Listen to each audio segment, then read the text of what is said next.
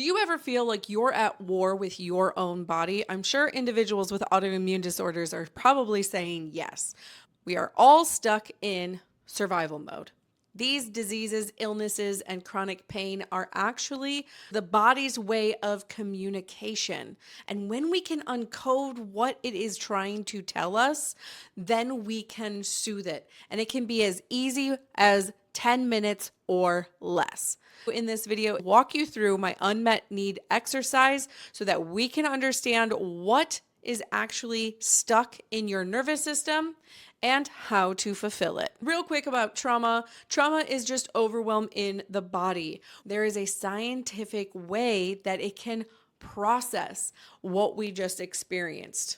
However, society teaches us that we need to shove everything down, suppress it, and move on. And this causes our body to hold on to everything. And then we start feeling a lot of pain within our pelvis, hips, low back, our feet, ankles, knees, all the way up onto our shoulders, neck, and watch our head protrude forward. So let's get right into it. When starting the unmet needs exercise, we want to first begin finding out what is the trigger causing us overwhelm. What is something that triggers you that if it was gone, your life would be exponentially better? I'm going to go ahead and pick some low-hanging fruit. When you send out a text, it could be with somebody that is a romantic interest, a friend, coworker, whomever, but they do not respond and they leave you unread. This can create a lot of overwhelm in the body, especially for those that experienced abandonment, rejection, and neglection as a child. These are symptoms of the mother wound, which I go in depth in other videos. So now that we have found the trigger, we are going to go into the feeling portion. This is where we're going to tap into the body and really feel what it feels like to have that trigger.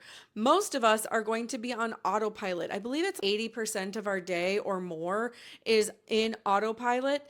And so when we experience these overwhelming emotions or big feelings, we are really good at suppressing them or distracting ourselves. So if you find yourself emotionally eating, doom scrolling, or wanting to do things, but just like staring at the blinking cursor and you feel like a failure, that is not you, that is your trauma speaking. The first one we want here is, what is one word for how being left unread feels in your body? Really sit with that situation of being left unread. What is one word that comes to mind when somebody you really like and you really want to answer from, they don't respond? One that comes to my mind is panic, sheer panic. You're like, do they hate me? Did I do something? Did I say something? Are they mad at me? Now we're starting the spiral already.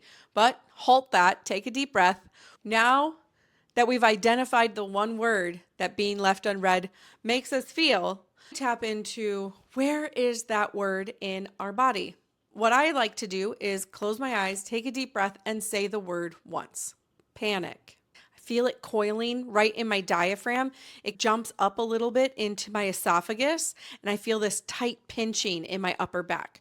We want to be that detailed. I do this a lot, so it's easy for me to tap into my body and feel those feelings, but for you, it might take a little bit, and that's okay. The next one is, what color is associated with this word? So you can, again, close your eyes, take a deep breath, say the word, and feel what that color might be. You might see it while your eyes are closed. Panic. I almost feel this like reddish orange color, but it's like, it's vibrating. I know we're walking through this big emotion.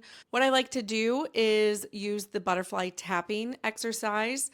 You just make a butterfly and then tap each side of your shoulder and say, I am safe. And know that we are getting to the fulfillment piece. While you're doing this exercise, I'd love to hear what you experience. And if you have any questions or would like me to walk you through this one-on-one, share that in the comments. Now we're going to connect a memory. If you are able to close your eyes, this is a really good opportunity to ask yourself, when have I last felt panic with diaphragm tightness that jumped up into my esophagus, almost feeling like I was swallowing, pinching in my upper back, shortness of breath, and a red-orange vibrating color? There could be a lot of memories that are popping up, but we want to follow the trace of one that sticks out the most. For me, I am taken back to high school, and I remember that I was in a situation where I was feeling pressured to do things that I didn't want to, but I felt like I couldn't not do them unless I wanted to feel loved. Feeling that coiling really reminds me of wanting to say no and run away, and knowing that I was doing something that wasn't aligned with who I wanted to be. But that swallowing feeling, that jumping up into my esophagus, was that suppression of you need to be quiet and just do it. I can feel that vibration of just like ickiness that's around me. Here's where things get interesting, because we are not going to focus on soothing the old past trauma. That situation happened 20 years ago, and I still can feel it in my body. It is still causing me to feel triggered when I am being left unread.